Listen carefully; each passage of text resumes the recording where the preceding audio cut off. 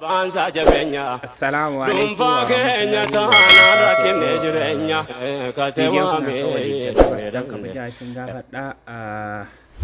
Hojumarraa dhufnee ni gubanne jechuudha. Videoon kunis dhaamsa kana immoo hundi keessanuu akka waliin daddabarsitan kabajaa walii isin gaafadha. Assalamu alaikum warahmatullahi wabarakatuh. Dura dursuun isiniin jedha ilmaan Oromoo kanneen amantaa musliimaa hordoftanu kanneen addunyaa kanarratti argamtan onnoo isiniin jedha. Kanneen guutuu addunyaa kanarratti argamtan ilmaan Oromoo warri amantaa waaqeffataa warri amantoota biraa hordoftanus ashamaa harka fuunee isiniin jenna. Bakkuma jirtanitti nageenyi isinirra jiraatu isiniin jedha. Akkuma asirratti argitanu viidiyoo obboleewwan keenya mana hidhaa Suudi Arabiyaatti jiranu namoonni tokko namoota baay'een haasa'aa jira. Namoonni baay'een kun ittiin haasa'u dhaamsa nuuf dhaami jedhanii yoo namni dhagaye wantoota ajandaa keenya lubbuu obboleewwan keenya hambisuudhaaf namoonni biyyoota adda addaa keessa jirtan namoota qaama mootummaa ta'e miti mootummaa ta'e qaama sibiilii ta'e miti sibiilii ta'e namoonni addunyaa kanarratti argamtan hundi lammii Itoophiyaa taatanu gahee keessan akka baatanu kabajaa walii isin gaafadha isiniin jechuudha. Sagantaa afaan biraatiin afaan Amaaraatiin isin qophaa'a gara fuulduraatti sagantaan kun lammii keessanii birmadha sagalee ta'aa fi warri biyyoota keessa jirtan warri biyya alaa jirtan isiniin jechuudha.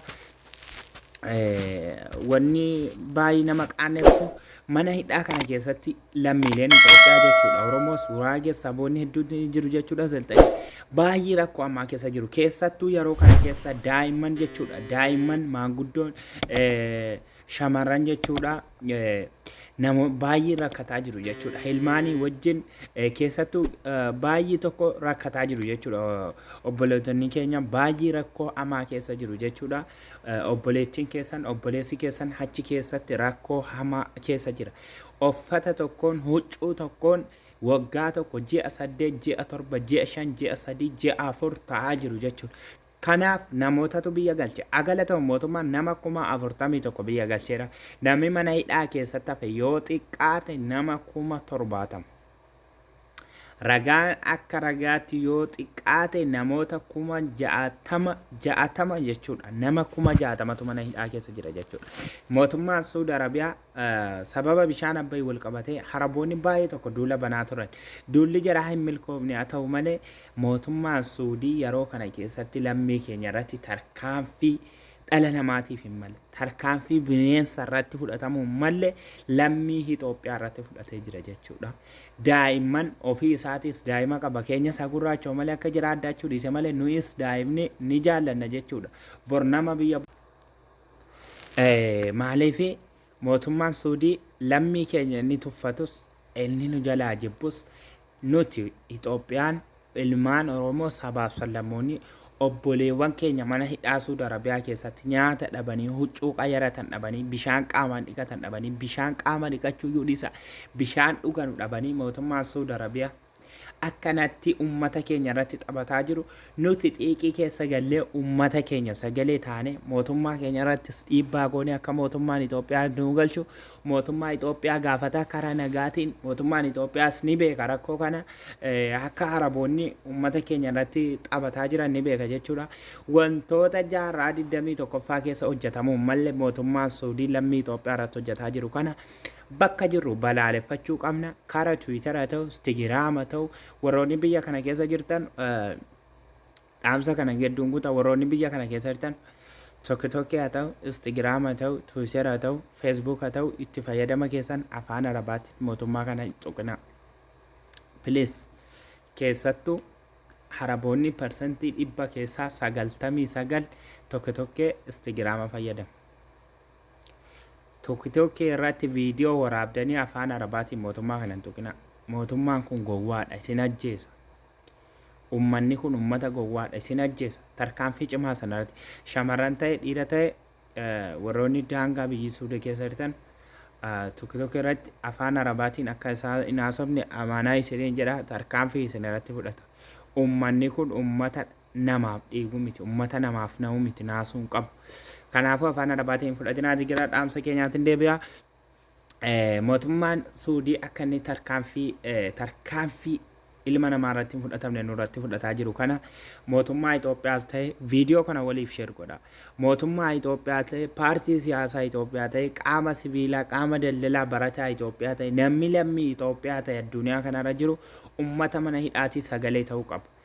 Addunyaa kana ta'e biyya fedhe jiraadhaatii bakka fedhe jiraadhaatii hojii fedhe hojjedhaatii waan fedhe siyaasa fedhe hordofaatii amantaa fedhe hordofaatii lammii keenya mana hidhaatti dhumaa jiru kana birmadhaas ni jedha.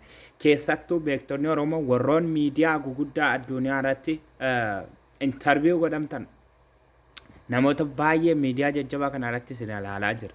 Namoonni baay'een interview godhamtan waa'ee waraana Tigraay dubbatu. Please waa'ee waraanaan dubbatina. Waa'ee obboleewwan keenya daa'ima ji'a 2 daa'ima ji'a 3 mana hidhaa keessatti miidhamaa jirtu. Waan shamarran keenya miidhamaa jirtu. Waan obboleettiin keenya mana hidhaa Suudii keessatti ta'aa jirtu dubbadha. Kanaafuu viidiyoo kana ilaala Libdee keenya gamtaa dhuunfaan sitti manne namni sijjara kate waamee damee dhabne irhamnaa minka yaa rahmaan si kadhanne. Humni dargaggummaa kan biyyaaf qabeenya biyyootaan baateef golee taane teenya silaa wanna abbaarraa dhaalamu qabeenya nuura koobra keessaa dhaallisaa nu geenyaan.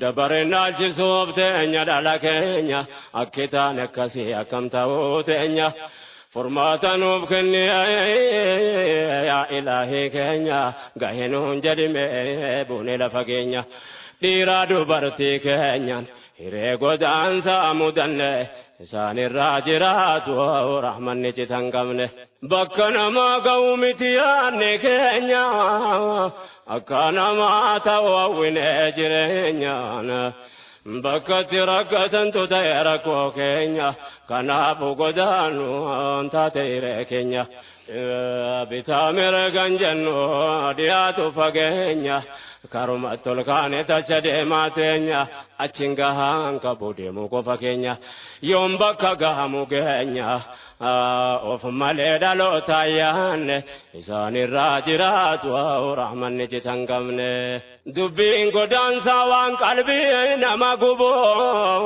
bakka taane sattu akka bakkan qabu rakkoon keenya silas waa lakkoofsan qabu kanaaf kana jedhee dubbachuutti hin qabu. Gari dirqama baase kan sababan qabu humni dargaggeessa qotee waa gadhaabu obsaaf laalcha fagoo yoo laaluu dadhabu baratus wallaalus miilli lafan qabu baarii seenee naacha qurxummii qallabu gariin as gahee qabu du'eef jiraateen isaan beekamne isaanirraa jiraatu rahmanni citan qabne. Godaansi baay'ise godaannisa keenya qalbiin ulaalesse kan bara dhiheenya nyaate fite bahriin nafa lafee keenya qallabaa qurxummii ta'e foon keenya mee walitti nu haa qabu rabbiin keenya waan jabaate isa toliyya taateenya kan saanu taasisu yoos muraada keenya nu haa fayyifatu dhabaa dhibee keenya. Ni beeyta rabbii keenya waan nu keessaan sitti himanne isaanirraa jiraatu rahmanni citan qabne rabbiin waa fayyisu mootiin irra keessa dhibee keenya wal yaadachiisuun baheessa dhukkuba godaansa irraa fi kaleessa of dhabuu arguu dadhabuu tammeessa.